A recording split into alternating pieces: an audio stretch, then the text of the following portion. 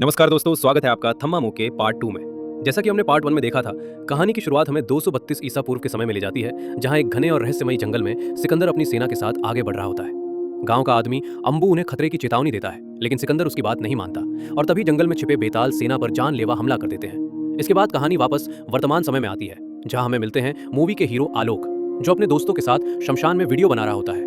मजाक और social media के चक्कर में आलोक जंगल पहुंच जाता है, लेकिन एक फोटो लेते वक्त उसके पीछे भालू आ जाता है।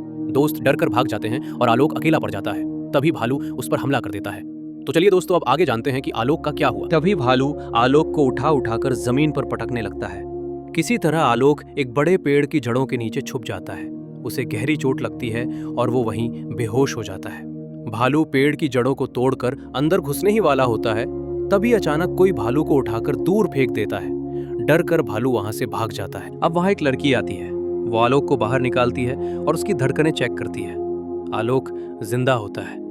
लड़की उसे अपने साथ ले जाती है और उसका इलाज करती है। इसके बाद हमें एक डरावना सीन दिखाया जाता है, जहां कई लोग मरे हुए पड़े हैं, लेकिन ये सब सिर्फ उस लड़की का सपना होता है। जब उसकी नींद खुलती है तो वो देखती है कि आलोक वहां नहीं है। वो घबराकर उसे ढूंढने निकलती है। इसी दौरान हमें एक विशाल सांप दिखता है, लेकिन असलियत में आलोक बाहर आग जलाकर बैठा होता है।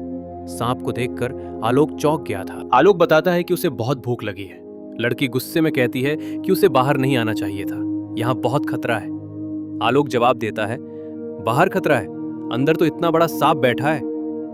आलोक उसे बचाने के लिए धन्यवाद देता है और बताता है कि यहाँ नेटवर्क नहीं आ रहा, इसलिए वो अपने मम्मी पापा से संपर्क नहीं कर पा रहा। मजाक में वो कहता है कि उसके दोस्त तो उसे मरा हुआ ही घोषित कर देंगे।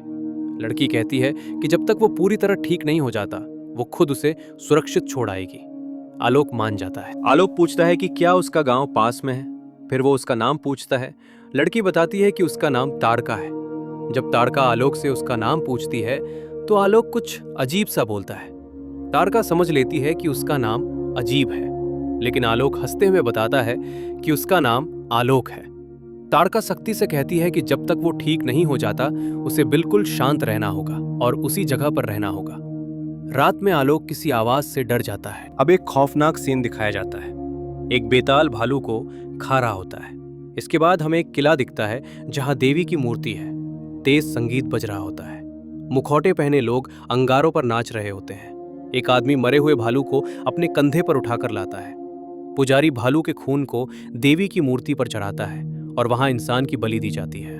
चीख पुकार से साफ हो जाता है कि ये सब लोग बेताल हैं। वो आदमी भालू को एक गुफा में फेंक देता है, लेकिन भालू बाहर आ जाता है। गुफा के अंदर से आवाज आती है, जानवर नहीं, इंसान लेकर आओ। सुबह हो जाती है। आलोक अपने हेडफोन ठीक कर रहा होता है। तभी ताड़का आती है।